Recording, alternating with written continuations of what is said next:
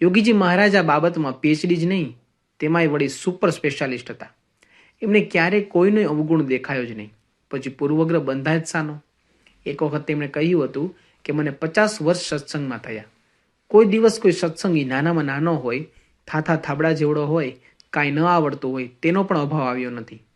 વિરોધી હોય, ગમે તેવો હોય તો પણ અભાવ આવ્યો નથી. અવગુણ લેવાના પૂરા સજંગો ઊભા થયા ત્યારે પણ યોગીજી મહારાજ તો ગુણ લઈને આનંદમાં માણતા. એકવાર યોગીજી મહારાજ ટ્રેનમાં 3rd ક્લાસમાં મુસાફરી કરતા હતા. ભજન કીર્તન ગાવા એ તેમનો સ્વભાવ હતો. મુસાફરી દરમિયાન ગાડામાં હોય કે કારમાં હોય કે પછી ટ્રેનમાં મુસાફરી કરતા હોય, પરંતુ તેઓ સતત ભજન કીર્તન ગાતા. વચમાં એક સ્ટેશને કેટલાક યુવાનો ડબ્બામાં પ્રવેશ્યા અને તેમણે પત્તા રમવાની શરૂ કરી. થોડી વાર થઈ હશે ને એક યુવાન જરા મોટા સાદે તોછડાઈથી બોલ્યો, આ મહારાજ, તમારું ભજન બંધ કરો ને, અમને દખલ થાય છે. યોગીજી મહારાજ તો એકદમ સરળ પ્રકૃતિના હતા.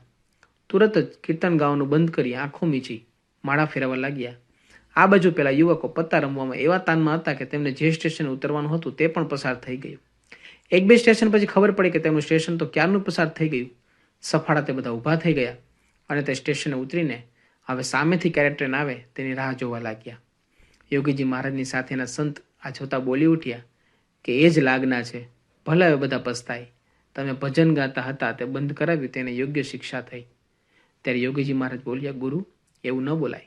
એ બધા પત્તા રમવામાં કેટલા ગુલતાન થઈ ગયા હતા, એવું આપણે ભગવાન ભજવામાં ગુલતાન થવું છે. ગુણ લેવાનો સહેજ પણ અવકાશ ન હોવા છતાં યુવકોમાંથી ગુણ ગ્રહણ કર્યો.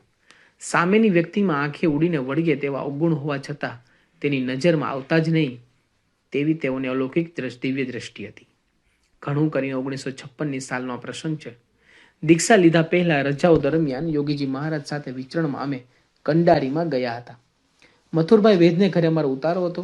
ટૂંકી બુદ્ધિ અને ઉતાવળે સ્વભાવને કારણે કોઈનું સાંભળવાથી કેટલાક હરિભક્તોમાં કેટલાક દોષો છે એવી ગ્રંથિ મારા મનમાં બંધાયેલી. તેની વાત યોગીજી મહારાજને કહેવી જોઈએ એમ વિચારી મેં યોગીજી મહારાજને કહ્યું, થોડી વાત કરવી છે. તરત યોગીજી મહારાજ ઊભા થયા, મારો હાથ પકડી રૂમમાં લઈ ગયા અને કહ્યું, વાત કરો. મેં શરૂ કહ્યું, ફલાણ હરિભક્ત આમ વર્તે છે. આટલું જ હું બોલ્યો કે તરત સ્વામીએ મારો હાથ છોડી દીધો, મોઢું ફેરવી લીધું અને રૂમમાં ઊભા થઈ બહાર નીકળી ગયા. પોતાના આશાને પહોંચી ગયા. બીજાના દોષ જોવા, સાંભળવા, કહેવા નહીં, તેની ચર્ચા કરવી જ નહીં, એવો આદેશ આવી રીતે આપી દીધો, જે મને જીવનભર યાદ રહી ગયો.